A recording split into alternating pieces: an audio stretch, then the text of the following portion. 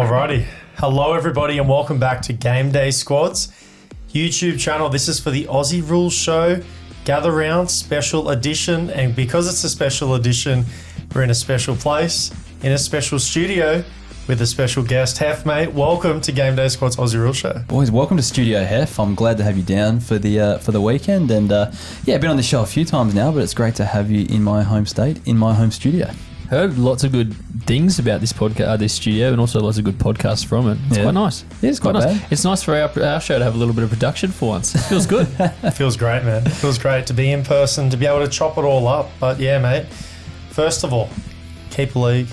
We know the lovely stuff that you do, but for anyone who doesn't and is new around here, let them know, what is the Keeper League? What is it all about? The Keeper League podcast is a fantasy football-based podcast where a few years ago we kind of figured there wasn't a lot of draft content out there, and the draft content that was out there probably didn't go deep enough to talk about the players we would be considering picking up and drafting in our Keeper League format. So we turned it into a podcast that's about unearthing the lesser known players or the future players in AFL fantasy. And yeah, that's basically it. So essentially he's going to be out of his comfort zone today because, you know, the nature of GameDay Squad is, of course, it's a dynasty platform. But we talk about the top players. We need to know who's going to be better week in, week out. We do, but I've been playing GameDay Squad for a while as well, and it is kind of the dynasty platform that you guys have built. It does kind of give me a bit of an upper hand for the future as well. So yeah, absolutely. Because while you like to think it's just about the weekly competitions, and I try to disagree with you because I'm not doing so well head to head against you. There's also the trading aspect, and obviously your podcast has been fantastic for that. I know we've just done a podcast over with you, so if you are interested in what the Keeper League's podcast is all about, make sure you go check that one out because it's got us on it talking about some GDS stuff as well. But the market is where we go, so you can tell us that, you know, there's potentially some Bulldogs you love, and then you're the one that's vacuuming them up on the transfer market. Are you talking about a specific Bulldog in particular that I've been raving about for the last 3 months? Or we've heard his name for the last 19 times today. You'll know you're a bit of a fan. Do you want to reveal who it is? It's of course, Harvey Gallagher. Anyone who knows the Keeper League podcast know Harvey Gallagher. Oh yeah. Yeah. So if you have sold a Harvey Gallagher card in the last 3 months, here's where it's gone. Yeah. Thanks for selling them for about 30 cents each. So it's come to the house of Heff. But anyway, let's get into this edition, the special edition coming up later in this show of the Gather Round Special. Let's find out Heff's number one dynasty card that everyone needs, which should be interesting. Ooh. And you may not know of them. But anyway, number two, Cow's season-long strategy that apparently he's going to implement to beat me, finally. That was last week, wasn't it? Well, apparently you're going to keep going until you win. I'm going to keep trying to come up with a new one. Yeah, exactly right. I'm going to be doing that all year. And the last, for me, it's going to be the lesson for a player who's taking the fantasy world over. It's exciting. Exciting. But anyway, let's get into this show. And before we get into this show, you know what I've forgotten? Is that we're doing a live, or not we, you are doing a live show on Friday in Adelaide. Do you want to give us some more details about what that's about and how everyone can see that? Yeah, it's this Friday, April 5th at the Elephant British Pub, which is One Cinema Place in the city, basically just off Rundle Street, if you know Adelaide very well. Rundle Street's a very popular street. We're doing a live show. It combines some of the greatest AFL fantasy minds or fantasy football minds in the country. We've got the Hat Chat boys on board, Warnie from DT Talk and the Traders, and quite a few different people showing up there to just do a bit of a chat and just talk about some fantasy topics, some giveaways. It's also sponsored by GameDay Squad, so make sure we'll gives us an excuse to be there because we get to the reason why you're here, isn't it? Not that gather round thing that's going on this weekend. Just for the live show, for the event. Yeah, that's what I thought. Yeah, so we're looking forward to that. We're going to be there. We've got a few cards to give away, so if you are in Adelaide, make sure you get down there on Friday because we want to see you. We've got some good packs to give away, and also I think you've got a few other good prizes. So keep your eye on that's for sure. I've heard there's plenty on there. It's going to be really exciting, so make sure if you can get there. It's going to be an awesome show. But all right, let's do it. First of all, we're going to quickly go through our teams this week, Heff, how we went. We're going to give our plus threes, minus threes, and then we want to know about your squad. We haven't seen your squad this season. You've been doing quite well. I've seen you on the leaderboard at least, so I know that there's points being churned out. But Cal, why don't you take it away? Start us off, mate. How did you go in round 3? Not good. Not good. It was a rough round. I finished 54th with 2,722. There were times there I thought it was going good. I did a bit of a save after some players I'll talk about. But overall, I'm not happy with how I went because, as you know, all I want to do is beat you, and I'm 0-4 to start the year. So, bit of a rough start. Can't be that hard, mate. Apparently it is. Apparently it is. But I'll get into my squad. I'll give you my top three. So 3 to 1. Number 3, Maxi Gawn. Number 1, Ruckman Alert. He was very, very good. Very tough to watch. We were at the game with Heff and all his Port Adelaide mates, which was a lot of fun because we got to all talk about how much we love Ken Hinkley together. But no, Gawn's finding a lot of the footy, so he was very good. Number 2 goes to Heaney. Had his best week yet. And that just tells you something because he's getting better and better. So I haven't been spending salary cap on him in the classic competition. I think I'm a bit silly for not doing that, looking at that now. And I reckon if you're one of the 53 people above me overall, then it's probably because you have been. So that's something I'll be doing this week. And number 1, he seems to be a regular for me, is Harry Sheasel. So 148 overall, 200 as an all-star card, which is just delicious. And Heff, I'm going to throw to you here early. I asked a question on Twitter when I was watching Sheasel the other day with how good he was. And it's Dacos versus Sheasel. And I want to know who's going to score more points for the next 10 years. I think it's going to be Dacos still, but Sheasel is looking prime at the moment, that role of the halfback. It all comes down to role, I guess, and what role they're playing. I think Sheasel has got a very nice role for fantasy scoring right now, but I think he can be impactful in other positions in the ground, kind of like what we're seeing happening with Nick Dacos a bit at the moment, where you can't just sit on the halfback line your whole life and rack up cheap touches. You can do it in the early stages of your career. But, sorry, I lied. There's been, Jake Lloyd has done that his whole career. But, but I think, a player of that caliber, you've spent a really early draft pick on. You're going to want to use him, say, in the midfield in the future. Sheasel was drafted as a forward. I'd love to see him play forward at some stage because I reckon he could absolutely blitz sides up forward as well. Yep. So I think Dacos, given what we've seen, the way he started, given that we've already seen him move into some different roles, Dacos is probably one for me. Yeah, nice, which goes against what the vote said. So we had almost over 400 votes. 70% went Sheasel. I do find that most fantasy communities in general are very in the now focused, and I see that in the transfer market and things like that. Like someone pops on the weekend, you put on the transfer market, it inflates so much. So yeah, it's something to think about. So sell your Jake Lloyd cards this week. Bottom 3, I'll go through them quickly. Fife, I can't use the excuse he got subbed this week. He was poor, 68. Papley just didn't get his hands on the footy enough, and I thought he and the Swans would have a few more goals, so he got me 78. And number 1's Billings, and thank you very much. That's all I want to talk about that.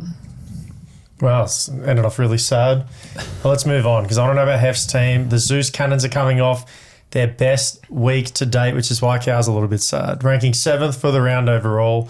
2,870 fantasy points, so best week in terms of score and ranking, and now we're at 14th for the season. Big Prize jump. card alert. Prize card alert.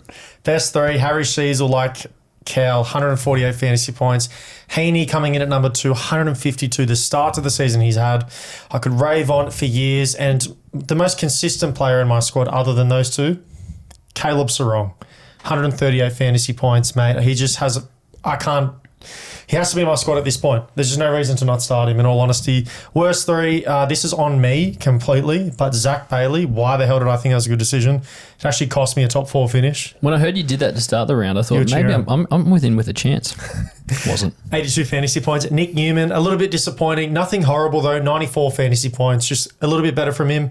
And my all-star Errol Goulden, only 103 fantasy points. Look, you only have 2 to play. You know I have 2 in Goulden and Dawson, and that's just not what you're looking for from your all-star. You had 200 output from yours. I had 139. So big point differential there. But there we have it. Zeus Cannon's done for the round. Heff, mate. Let's throw it over to you. So we haven't checked in with you for a while. The last time we saw your squad, it was completely different. It's going to be on screen right now so everyone can see, but let's talk through it.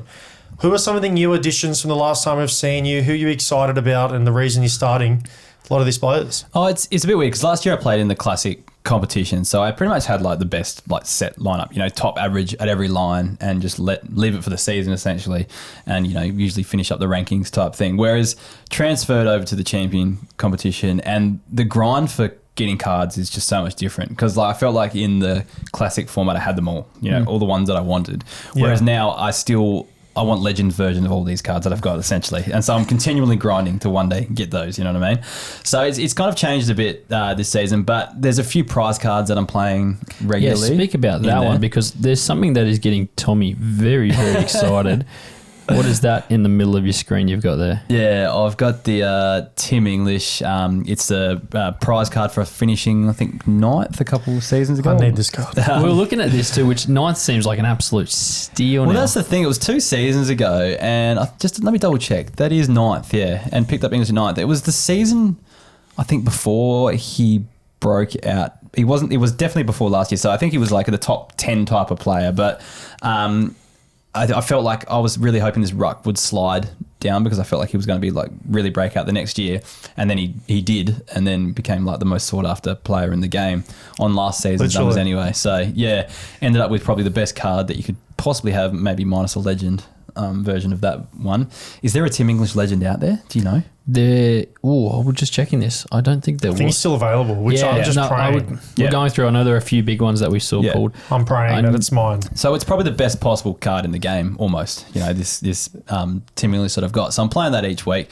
So that's there. So a few prize cards in there. Just been lucky with a few diamonds as well. Like Connor Rosie, diamond pulled out of a pack. Same with the diamond Sarong. Pulled out of a pack as well. So I've got a few of those kind of players in there. But it's been a lot more fun this year, just kind of trying to, especially with the buys, trying different combinations of players. And, you know, last week I had to find, fill a forward line. It was a bit hard with Flanders out and that sort of stuff. So I played a diamond grind Myers for fun, but that didn't go as well. But yeah, did not. Just things like that are happening. So that's essentially what's happening. Do you want my top 3 for the week? Yeah, hit us. All right. So top 3. Hoping these numbers are accurate here, but... Me too. Yeah. My top 3, I guess Heaney, a platinum Heaney in the forward line. I can't actually see the score there, but it was a decent one. Sarong is also up there as well, that diamond Sarong I talked about earlier, and a platinum Harry Sheasel in the back line. Same as me. Yeah, so top 3 there. No good. Maybe that's why we're going so well and Cow's not. What is this guy doing? Yeah, I don't know. And my worst 3 was, I played that grind Myers, which I didn't love. Luke Jackson, surprisingly, just didn't go as well. I guess Riley O'Brien's a tough opponent. But I think everyone was hoping he'd have been a bit stronger over the last few weeks altogether with Darcy out. Yeah, that's true.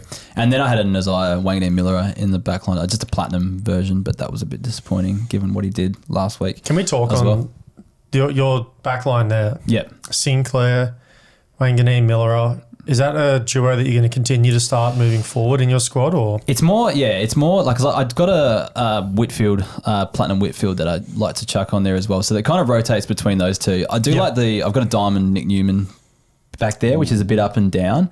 But when you think about like diamond versus platinum, I always get drawn in by playing the diamonds, even if it's not always the best choice.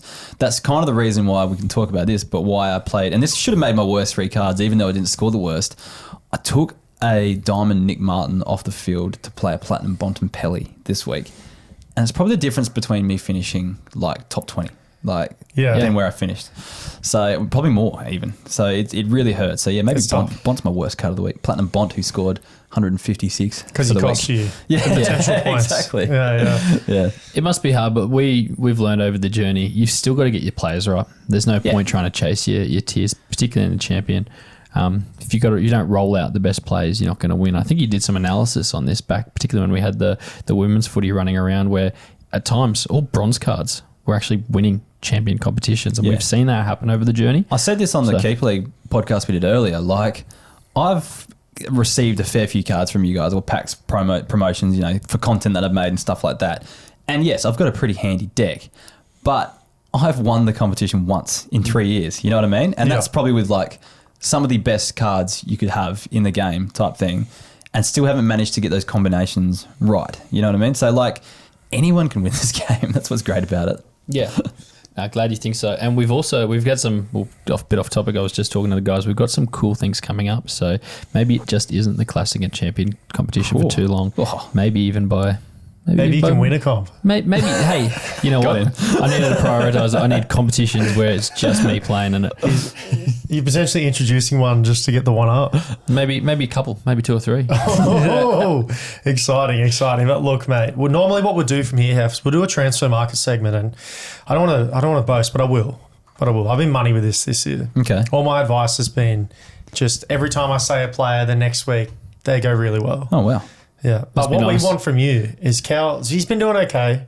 He's been dragging along. But we want from you because, Keeper League, this is what you're about. We're a dynasty platform.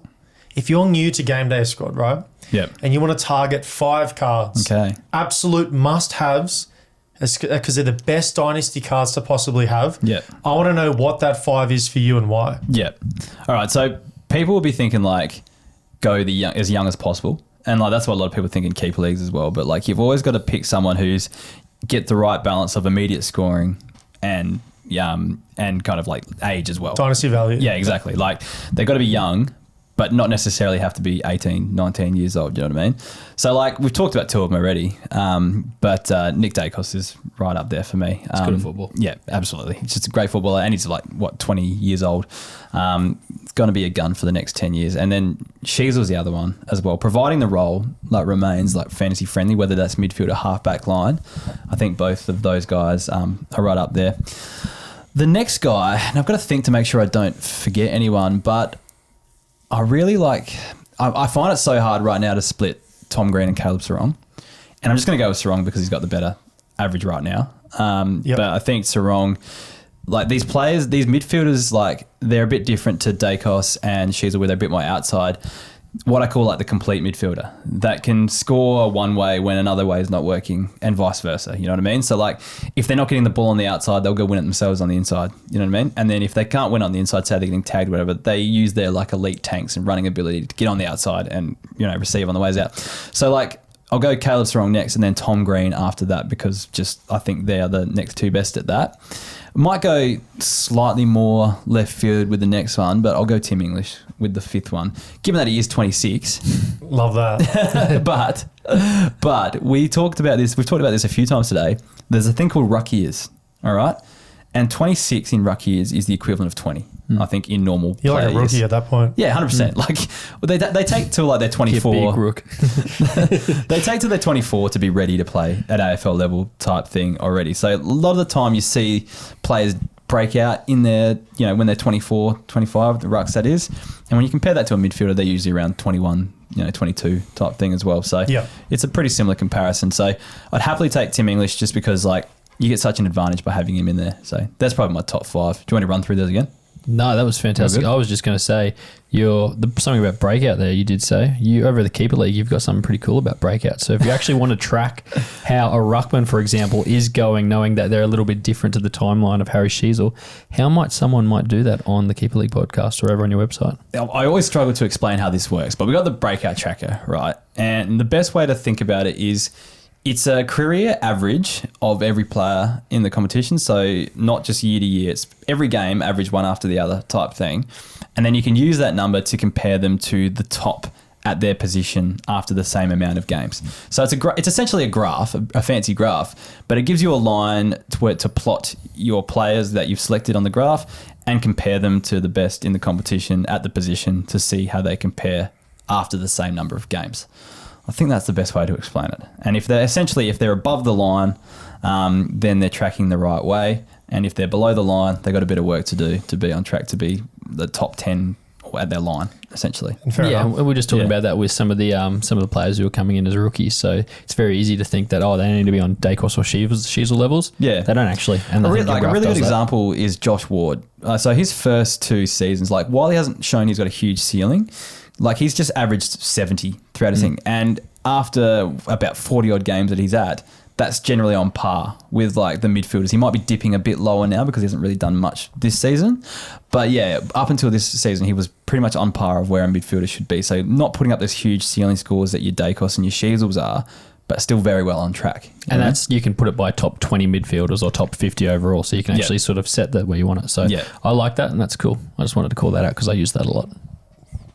I think you need to use it a bit more. Geez, a bit of shade. Well, I was going to say, maybe it's not working. Maybe that's why. Yeah, maybe that's not the best plug for it. Don't blame your tools. Oh, man. You know how the old saying goes. Let's move it on. You know what we do from here? We're going to your matchup matrix. Now, last week, Heff, you're going to be upset about this, but Cal went out and said, get all your Bulldogs midfielders in. It's a Libba game. It's a Bond game. I did see this, actually. It's time, I saw this on TikTok. Libba gets subbed. Bond. probably a bit unders for Bond. Look, didn't play horribly, brought it back in the end, but It's not the worst shout, but it's just the perfect game to rest a few is players that why as you well. subbed Nick Mutton? Is it his fault? It is actually. I reckon that did have a bit of an influence. Hey, if I can't do well myself, I'm going to pull others down around me. Well, you know what? This is your chance at redemption. We want to go through the matchup matrix this week. What matchups are you looking at? Where should coaches be looking to start players in their squads for the Gather Round edition, the Gather Round special? The Gather Round Matrix special. So I want to start with mids eating against the Kangaroos because a lot of people have been doing it this year, and this week it's going to be the Lions. Now, I'm looking at Lockie Neal this week. Is he potentially Neal? He wasn't played in a lot of squads last week. Is he someone that people think that they can have a bounce back game? And I'm also looking at someone like Zorko, who obviously had a big week, but it's right. Is it time to actually start throwing some salary cap at someone like him? So I really like that matchup this week. Any comments on that one? Anyone want to doubt that one now? Just get it on the record so you can't turn around to next week and say... I find it interesting, like not Dunkley, Neal. Oh, you could. You could Or absolutely. you're just saying midfielders in Just general? midfielders, they eat against the Kangaroos. I totally agree with Zorko. He's literally been like set and forget in my squad. Like just as a forward this year, if he had midfield status, you wouldn't probably think about it, but as a forward, has to be. Yeah, I think so. And playing on Norwood Oval as well, it's a bit of a smaller ground as well, which means someone like Neal could feast if the ball's going to be Inside ball, a lot of contested possessions. That sort of stuff as well. Question for you, because I thought Norwood Oval was just this one oval that was like this. But I was flying in, and I swear there is multiple ovals. I'm talking school ovals. I'm talking like footy grounds that all had this weird shape to it. Is that a thing? What do you mean in terms of weird shape? Like, As it like the boundaries are straight? I think if you go look at most the MCG is very round, but I think Adelaide Oval is more of a narrow ground, I think, as well. So, I think it might be a South Australian thing where you prefer the narrow play just to drive it down the middle a bit more. I don't really know. That's what we're saying. Yeah. Teach them to come in the middle. Come in board. Get out of the wings. I think it's because, you've got SCG, MCG, Gabba is a cricket ground. But even just local ovals. Adelaide Ovals are definitely a cricket ground as well, though, so I don't know. Next time you're flying in and out of Adelaide, just have a look. Just let me know if I'm on to something. I'll have a look, yeah. All right, look, I'm with you on this one. I'm with you. Thank you. It's a good start, but have you got more for us? Yeah, Rucks against the Cats. Catters. Catters have been terrible. I should say the other way around. Ruckman have been absolutely eating against the Cats. And guess who they got this week? Who have they got? Your leader of the gang, Timmy English. So this week, it's in the classic competition. It is loading up on this guy, putting the best card you have, which for some That's of my us... strategy every week. Which, I was going to say, for some, we already do this every week. For others, we've already got a great prize card you have to roll out. But for me, I've only been rolling with the bronze. This week, I'm putting the platinum in. I'm deploying it. It's happening. You got a platy. I've got a platy. Haven't played it once this year. I'm deploying it this week. And my last one is... This next one I don't love. My last one is Carlton are the number 1 ranked team against defenders this year. And they're playing a team that has multiple defender options we like paying. And that's Freo. So I'm talking Clark. I'm talking Young. I'm talking old mate Luke Ryan that loves touches out the back. I was moving towards playing a few of them over the last few weeks. I don't know if I'm a little bit scared by that, and if I'm going to be going, hey, this week's the week to only roll out one and trying to pick it. I don't know if anyone else is going to be going that way, but the numbers are saying that's what you should be doing. Is this talls, smalls, or just... Look at my numbers here. The talls are going worse, but still the medium defenders are like the third hardest to play against. The talls have Mackay and Kerno, and that's a handful already in itself. But maybe Clark. Maybe you look away from Ryan. I know I've had Ryan every week. Well, the guy on my keep league has Clark this week, so I hope you're right. Yeah. Well, that's what I've found this week. So hopefully the matchup matrix is giving you a better helping hand than it is for my squad. I'm really looking forward to that game at Adelaide Oval, just quietly. Saturday afternoon, isn't it? Yeah, should be goody. Yeah, it's going to be great. Come say good day. Yeah, we're going to see that game, and then we're going to go straight into watching Tom over the fence. I believe you're going to dress up in a sort of an English gang sort of style for the game. Yeah, I'm trying to find some bleach to get my hair ready to go. If anyone has a Bulldogs jersey with the number 44 on the back, come find me. I'll be around Adelaide. I'll probably do some bleach in the cupboard under the sink, so we'll probably get that done today, I reckon. Who's the real Slim Shady? Well, if you do see Tom at Adelaide Oval, go up to him, let him know about English Gang, and I believe anyone that says English Gang to him is going to get a pack. That's facts, firstly. Second of all, refer to Callum as Owen. You get a bonus one on top. All right, that's me done. Moving on. What's next? It's question time with Heff. I can get around We've that. done this a couple times with you, so I don't want to do some of the generic ones, but I'll start it off and we'll get a little bit more exciting as we go on. But of course, your world revolves around fantasy sports, as some would say, with everything we have here. Given a makeshift studio in my own house dedicated to fantasy football, some would say that, yeah. And I know I've asked you this once, but I'll ask you again. Why do you love fantasy sports, and in particular Aussie Rules? I think for me, I'm not sure if this is controversial or not, but like, I'm not a big fan of punting, but I get the thing that you need to enhance watching the sport. The experience. Yeah, and that sort of thing. Like you're riding every kick, every handball, that sort of stuff. And I think punting gives you kind of that in a way, but that's not where I don't want to be a part of that. You know what I mean? It's just not my world, and I'm not judging anyone who does, but it's just something I don't really agree with. But like fantasy gives you that that same experience that's completely separate from punting, I think. And that's why I love it so much. It just makes you so invested in everything that happens within the game without having that other element of it, if you know what I mean. Yeah, no, I love it. And I think that's why we love it too, and what we look with GameDay without sort of pulling away. I know there's a youth segment here, but that connection you get with players. Like look at Tom talking about Tim English. Tim English is my boy. Yeah. We love that. That's the other thing as well. I love, like, especially in the keeper league, like, I'm the only one who owns Sam Durham, and I'm cheering on for him to get a 60 to get me over the line in the last game of the round type of thing. Something special about it. Yeah, like, you're the only person in the world probably cheering for the guy. But, like, yeah, that's part of it as well. So, especially in the draft and keeper league form, that's another thing I love about it. Yeah, 100%. All right, let's move on to question 2 that I have for you. Now, you know about Callum's record. He's 0-4 against me this year. And he actually made a statement on a live show and said, if I lose to Tom again, I'm going to resign from this show. Here he is today, so he's feeling a little bit better about himself. Yeah. I did ask for resumes. I got nothing back. We got some resumes. Couldn't replace him. Yeah, waiting for yours. Maybe that'll be a quick. I have put in my notice. But I want to know what's more likely. Okay. Cal to keep his role on the fantasy show here, or Ken Hinkley to keep his coaching position at Port Adelaide. Ken Hinkley will never get sacked. What are you talking about? Like, he could, I don't know. I reckon he's got dirt on Koshy and Matthew Richardson or something, because I have no idea how he's still got a job. If you, like, I guess maybe Koshy just can't look past the fact, like, he can't look past a ladder. You know what I mean? Like, just because a ladder looks good, everything's fine. I don't know. Not the fact that we're 50% in night games at Adelaide Oval, and probably less than 50% in night games at Adelaide Oval. And hey, let's not overcomplicate it. It's all right. The ladder looks good. Probably even less, probably around 20% against top 4 if we were to work out those numbers. But yeah, Ken Hinkley's never getting sacked. He's like a cockroach. He'll survive the apocalypse. Sorry, mate. That's essentially it. Fair enough.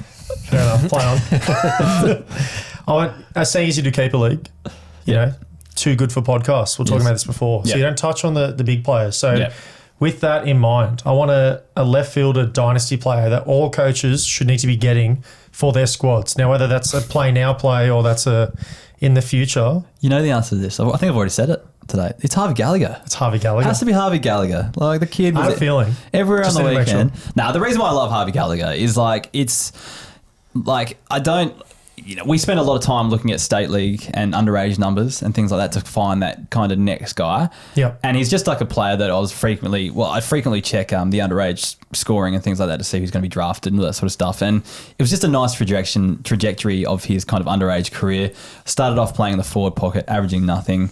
Halfway through the season, got switched to the halfback flank, put up like 7 150 pluses in a row. And you see that and you go, this guy's got fantasy nous, but does he have the potential to make it at AFL level? You see so many good underage fantasy scorers do that, like, because they're just seagulls that sit on the outside but don't really impact the game that much, and they're not usually the types that make it at AFL level.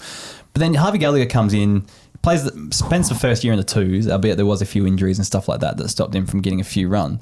Comes in round 1 this year, and by round 3, they're throwing him in the midfield for centre bounce attendances. Yes, it was against West Coast and stuff like that, but that gives you the kind of indicator, the potential that he's got. Plus, he kicked 2 goals. Plus, he scored 90-odd points, you know. It's exciting. We're definitely with the future. Might be this year till he pops, but might break out in the next 2 or 3, I reckon. I love it. I love it. Harvey Gallagher, you heard it here first. Get on board. I'll give you another one. All right. This is like the flip side of everything. Someone who was highly ranked in 2023, but is going to completely fall off this year. I don't really spend a lot of time thinking of the too good for the players. We haven't got to the point where we're bringing players back to the pod. Or maybe just think about your squad. Maybe someone at the start of the year who you thought might be locked, but now you're reconsidering. Well, the first one, like I've got so many of those types in my team. So I've got Tom Mitchell is one that like I knew he was kind of getting towards the end, but also at the same time, like he almost won a Norm Smith. So like he was someone I could have culled from a keep league side. Then the other one is like my boy Jack Lloyd. Like I'm a bit concerned about.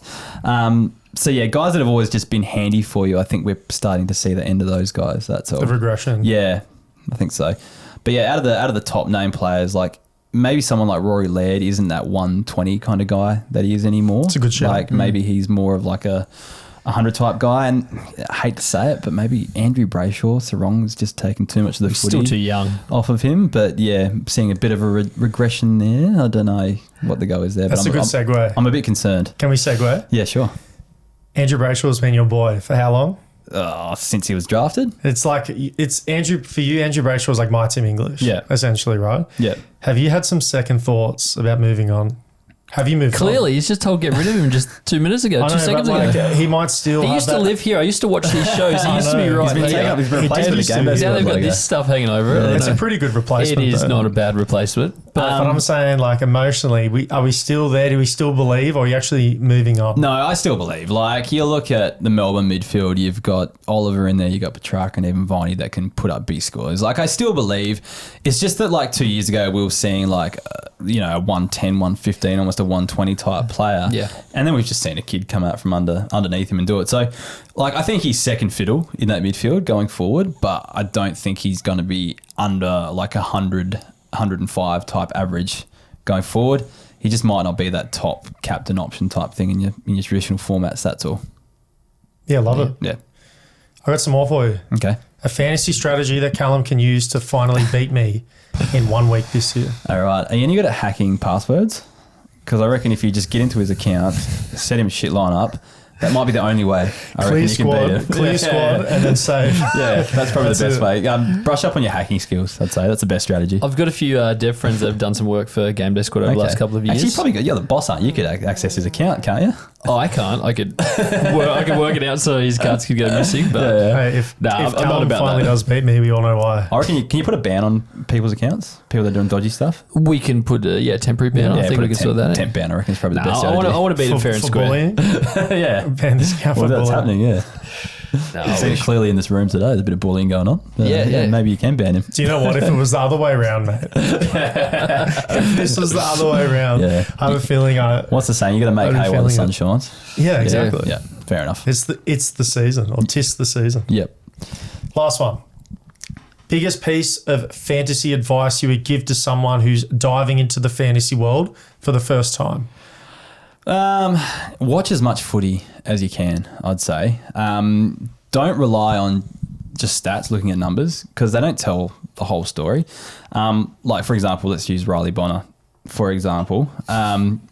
Huge score on the weekend, but then what was it, 17 turnovers? Like, that's the type of stuff that you could get you dropped next week. So people see that number and go, I'm going to go out there and buy a Riley Bonner card. Should get you dropped. Yeah, go out there and buy a Riley Bonner card, but then next week he's gone, type thing. So watch as much footy as you can.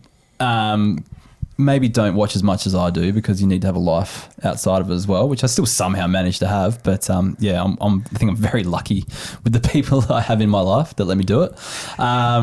So yeah, that's probably the biggest one. Don't rely on the stats, and just try to get an understanding for what type of players they are. You know what I mean? Instead of just looking at their numbers, type thing. Do you have one for everyone? I would say just follow, like, once you've got your opinion, listen to other people's to form it, but stick with it. There's nothing worse than you giving your thought and then like sticking with it, and then all of a sudden Like half-assing. Yeah, and then you change it, and then you go, I should have stuck with it. Stick with your gut. So is that the reason why And you're with it. 0-4 It this is, season? but I'm still doing okay. Okay, yeah. Doing okay, because here at GameDay Squad, we're all about weekly So you gotta competitions. trust yourself. We can just got to win 1 week. Trust yourself, Cal. I am, and it's you know what? It doesn't help when I'm watching a game, stressed about Port Adelaide, and then all I hear is Max gone in my ear. I'm sorry. And you haven't even You started spoken. Max gone. I did. I just but heard still Billings didn't all help. night. Billings. Yeah, Tom reckons he's all night. single-handedly responsible for tagging Jack did. Billings. Out of the game. From the sideline. He had the little Jack Billings doll beside him. He was poking needles into it all night. The voodoo. Yeah. I've been touching up on my magic. Love it. Anyway, if I had one, it'd be let the pros be the pros. Yeah. People who are going to do all the research. Why go out there and invest all this time, as you said, and, not have a life when there are people doing it for you? Go out, look at all the content creators. There are so many good ones out there. If you just go to Twitter while the game's on, you'll see it all happening live at times. People analysing players' performance, letting you know who you should target. We got Heff from the Keeper League here, letting you know for the future. Our show letting you know for now, and plenty others out there. So that's definitely my biggest piece. Why try to work it out yourself when others can help you get there?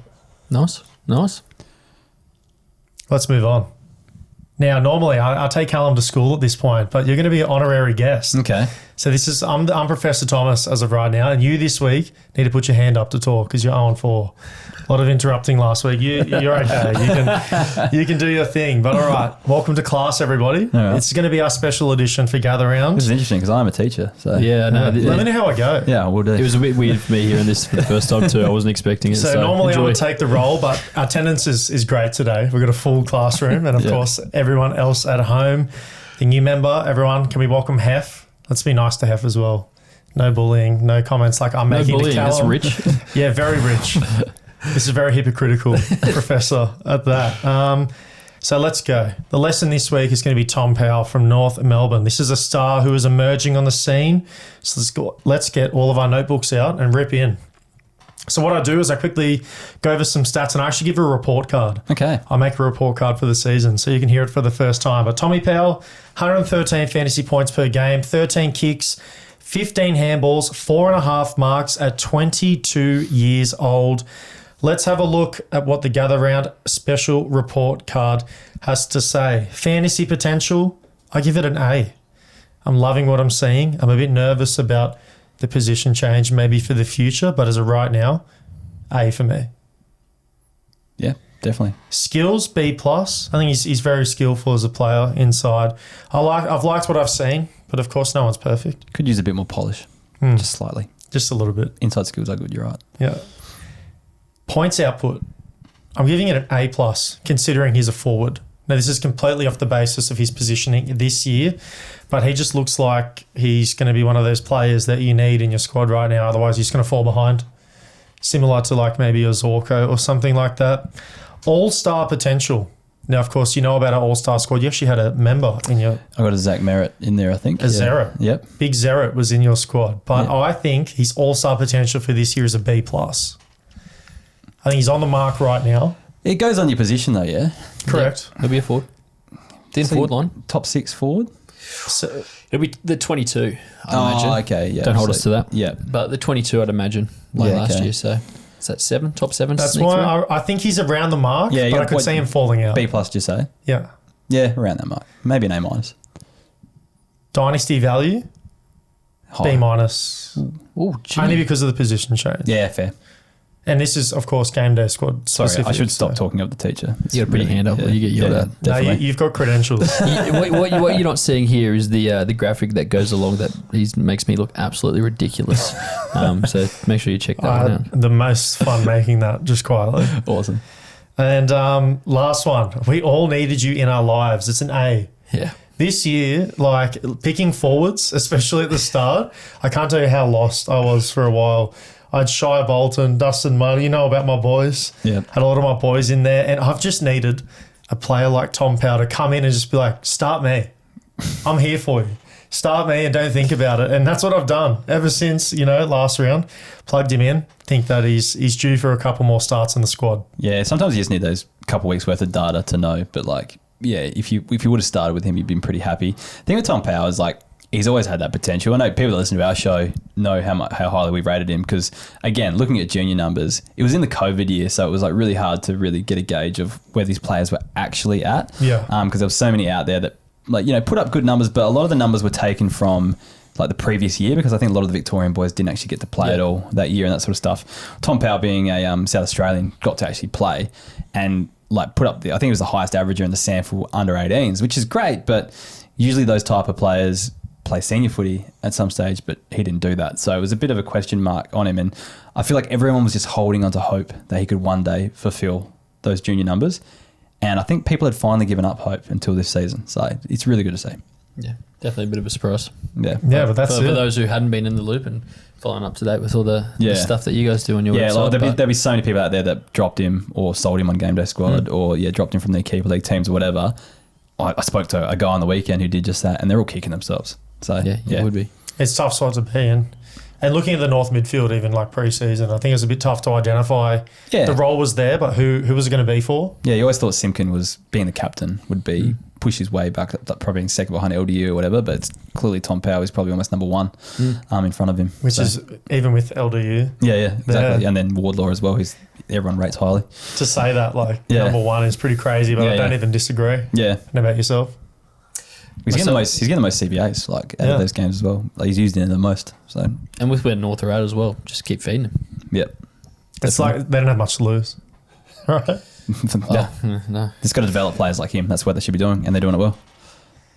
Yeah, awesome. Well, that's my report card. Done and dusted. Tommy Powell this week for everyone. So you can close your notes. Class is dismissed officially. The bell has rung. Bell has rung. Yeah, and speaking of, that brings us to the end of our show. Firstly, Heff, thanks so much for coming on. No thanks worries. for hosting us as well. No worries. Not only, on your episode, which if you haven't and you haven't seen the Keeper League, go to the YouTube right now, subscribe and go see that because it's going to be awesome. Definitely. Awesome. And then, for coming onto our show, taking the time out of your day, talk about your top 5 players. No problems. It was a good list. Hopefully, it seems pretty easy because, they've already kind of broken out and established themselves, but they're at the right age bracket. And I think if you've got any of those cards in GameDay Squad, you're going to be pretty happy with yourself for a while. Yeah, definitely. And final question. What are the chances, or what does Tom have to do to get his hands on that prize English? Because I'm kind of concerned that if you don't give him something, he might just find a way to take it. I think it's a lot. It's going to be a lot. It's going to be more than How about my left arm? Yeah, I was going to say, it's going to be almost acts of service. Like if I had a use for a second left arm, I'd probably take it, but don't really. Sure. But I don't know what I'd do with it, to be honest, before it rots and goes gross. But So you can freeze it or something. oh, maybe cryogenics. It'd be like a lot of money, and you probably need to move to Adelaide and just be my personal assistant in life, I'd say. Entirely consider I was it. going to say, Yeah. I could see that happening. How much the tickets to move to Adelaide? Well, more about house prices, I think, but I don't think it's as bad as the rest of the country. Not more than the English card, that's for sure. I'm hoping to buy a house with what you give me for it, so that's essentially how It's kind of a good cause. this will work. Yeah. Oh, great. Maybe I could invest that in a house and you could rent it off me after that. So we'll see how we go. Is that another infinite money? Something like that. Many life lessons today over our chats, but anyways. Yeah, that's awesome. But again, we're going to be at Gather Round. If you do catch any of us, we've got some cheeky packs for you. Walking around Adelaide, you never know where you might see Heff, Cal, or myself. So tap, the code word. It's Owen again for Callum. Go up to him, say Owen, extra pack. From me though, don't go to him. He won't give it to you. Yeah. No, I'll get down your details. Yours was English game. Turn down your pack English sliders. game to me. I reckon if you see me, say 2G4P and I'll throw a pack your way. Oh, Extra. Yeah. Yeah, give him an extra, I reckon. Yeah. Done. Alrighty, fellas. It was a great episode. We'll catch you all in the next one. Peace out, everyone. Enjoy it.